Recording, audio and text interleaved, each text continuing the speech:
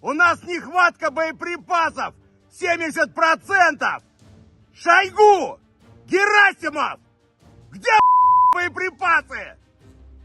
Посмотрите на них,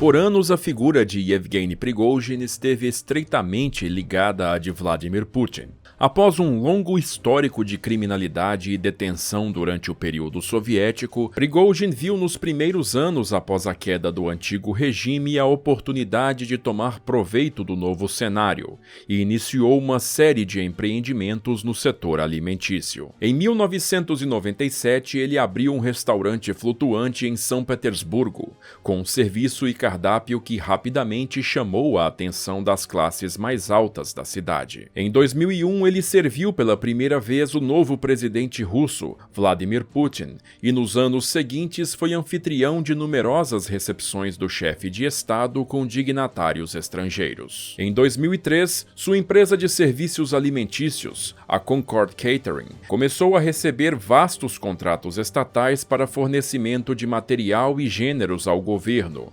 reflexo de sua cada vez maior proximidade com Putin. Ali nasceria uma relação de cumplicidade que duraria por 2 décadas e atingiria patamares inimagináveis. No começo da década de 2010, Yevgeny Prigozhin já era um bilionário, dono de numerosas mansões e uma frota pessoal de aeronaves que incluía um luxuoso jato executivo Embraer Legacy 600. Em 2014, ele começou a financiar uma organização mercenária conhecida como Grupo Wagner, que entrou em ação naquele mesmo ano durante a anexação russa da Crimeia e na guerra no Donbass, e em pouco tempo expandiu a força para atuar no estrangeiro, inicialmente na Síria, onde seus soldados mercenários provaram-se de altíssimo valor para o governo Assad. O poder e influência de Prigozhin atingiram um ápice em fevereiro de 2022, quando a Rússia invadiu a Ucrânia, detonando a maior guerra na Europa desde a Segunda Guerra Mundial. Nos primeiros dias do conflito, o Grupo Wagner integrou as linhas de frente do avanço no leste da Ucrânia,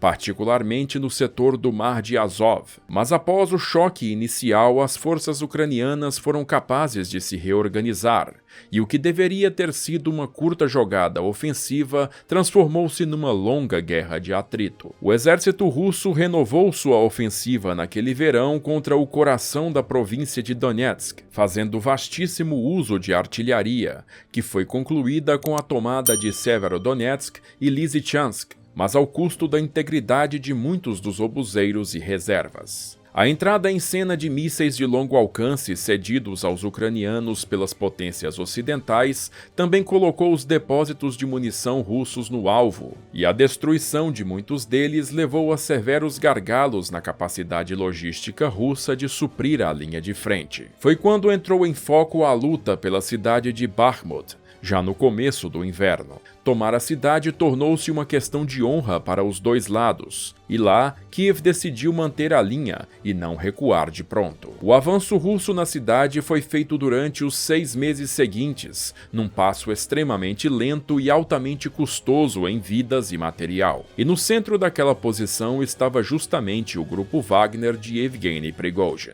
Cada vez mais estressado com a aparente incapacidade do Ministério da Defesa em Moscou de suprir adequadamente suas tropas, Prigozhin começou a desabafar constantemente em seus canais de redes sociais, usando um tom gradualmente mais agressivo e direto contra o ministro da Defesa, Sergei Shoigu, e o chefe de Estado-Maior, Valery Gerasimov. Prigozhin chegou a fazer um vídeo apontando uma pilha de cadáveres de seus soldados e culpando diretamente os dois pelas mortes excessivas e gestão incompetente da guerra. Surpreendentemente, essa situação chegou a um ponto de ebulição em 23 de junho de 2023, quando Prigozhin e o Grupo Wagner iniciaram sua rebelião contra o Kremlin, oficialmente para eliminar apenas Shoigu e Gerasimov. A coluna blindada dos mercenários chegou às proximidades de Moscou, mas novamente de forma repentina foi parada em seu encalço. Prigozhin havia aceitado um acordo com Putin, mediado pelo presidente bielorrusso Alexander Lukashenko. Pelo acordo, ele deveria cessar seu avanço e seria recebido na Bielorrússia, onde poderia continuar a operar em liberdade e com amplo financiamento do Estado. Diversos analistas pelo mundo todo surpreenderam-se com esta decisão, visto que o levante claramente foi um ultraje à figura de Putin como líder supremo da Rússia. Tais atitudes não costumam ser toleradas por Moscou, como o histórico recente nos mostra. Em 2006, o dissidente russo Alexander Litvinenko, então refugiado em Londres, foi envenenado com polônio, morrendo poucos dias depois.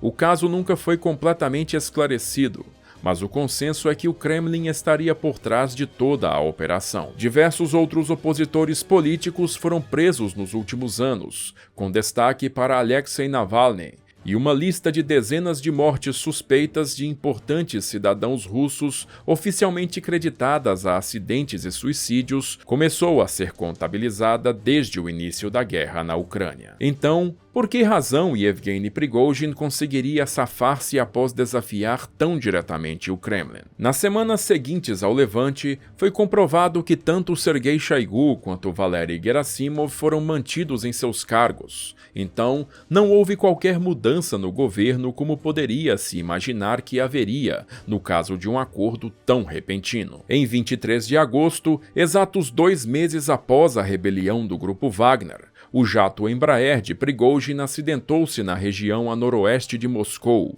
nas proximidades de Tver, enquanto voava para São Petersburgo. A bordo estavam o próprio Prigozhin e outros dignatários do grupo Wagner, e o acidente vitimou fatalmente todos a bordo. Fortes suspeitas indicam a ação de um míssil contra a aeronave, como os furos redondos observados na fuselagem externa do avião nos destroços, indícios que assemelham-se a penetrações de estilhaços derivados da explosão de um míssil. Até o momento, todavia, o governo russo trabalha com a hipótese de terrorismo, inclusive alegando que um explosivo teria sido plantado no trem de pouso da aeronave por um aliado próximo a Prigozhin. Em 14 de julho, inclusive, Putin havia publicamente declarado que queria retirar Prigozhin do comando do grupo Wagner, substituindo-o por Andrei Troshev, que é membro fundador da organização e não havia participado do levante em junho. Troshev também não estava a bordo da aeronave acidentada. Mas faria sentido que um aliado próximo de Putin pudesse ser morto dessa maneira? O que acontecerá com o grupo Wagner, que dá suporte à política externa russa em diversos países africanos, sem seu influente líder? Para tentar elucidar essas questões, uma olhada num acontecimento que tomou lugar quase 90 anos atrás pode ser útil. A Noite das Longas Facas, de 1934. Após ser nomeado chanceler da Alemanha em janeiro de 1933 e constituir seu primeiro gabinete, Adolf Hitler passou a executar um longo e contínuo plano para perpetuar-se no poder no país. Muitas de suas iniciativas foram rapidamente bem-sucedidas, com ações diretas focadas em grupos de oposição política, e em questão de meses, o Partido Nazista havia efetivamente expurgado todas as forças contrárias ao seu domínio. Contudo, um gigantesco problema para Hitler logo surgiu, e de onde ele menos esperava: do alto escalão do seu próprio partido. Ernst Röhm, o chefe supremo da milícia SA e um dos seus mais antigos apoiadores, vinha de forma cada vez mais enfática exigindo uma radical mudança no Estado alemão, tornando cada dia mais óbvia a possibilidade de que pudesse haver um golpe dentro do regime nazista. A principal demanda de Röhm era que Hitler endossasse a absorção do exército alemão para dentro da SA, que se tornaria então o principal componente das forças armadas do Terceiro Reich. Hitler sabia, no entanto, que tal medida desagradaria imensamente a população alemã, para não mencionar a própria liderança militar, que vinha de longas tradições próprias, particularmente seu ministro da Defesa, o conservador prussiano o general Werner von Blomberg. Em 1934, a SA numerava na casa dos 3 milhões de homens, configurando-se numa força realmente a ser temida, e a hipótese de que Röhm a usasse para atingir seus objetivos de forma violenta parecia cada vez mais concreta. Hitler decidiu agir em 30 de junho, e de forma coordenada por todo o país, a cúpula da SA leal a Röhm foi presa ou executada, deixando repentinamente a imensa organização sem uma cabeça. Ernst Röhm foi preso e fuzilado em seguida, ao recusar um suicídio forçado com uma pistola. O curioso é que muitas das informações sobre o paradeiro do chefe da SA vieram de outro líder da organização, Viktor Lutze, que nos meses anteriores procurou afastar-se de Röhm e suas polêmicas demandas. No esteio do expurgo, o próprio Viktor Lutze foi nomeado novo chefe da SA, conduzindo-a por um longo período de gradual perda de números, poder e influência dentro do regime. A partir de então, o caminho estava aberto para a SS de Heinrich Himmler tornar-se a principal força do partido nazista, mantendo até o final da Segunda Guerra Mundial uma lealdade inquestionável a Adolf Hitler. Com a supressão de Röhm, Hitler consolidou-se de forma inconteste no país, pavimentando o caminho para os acontecimentos que sacudiriam o mundo nos anos seguintes. Então vejamos o que os dois acontecimentos teriam em comum. Em ambos os casos, um apoiador de longa data do líder nacional assumiu o comando de uma organização paramilitar que hipertrofiou-se além do que se poderia facilmente controlar. Em ambos os casos, os chefes dessas organizações se revoltaram contra o poder do líder nacional, desafiando abertamente o seu prestígio. Nos dois casos, os líderes nacionais mantiveram-se firmes ao lado dos homens que o chefe da organização queria diretamente derrubar. Nos dois casos, os chefes e seus assistentes imediatos foram terminantemente eliminados. Na noite das longas facas, um líder dissidente da organização traiu seu chefe e posteriormente assumiu seu antigo posto.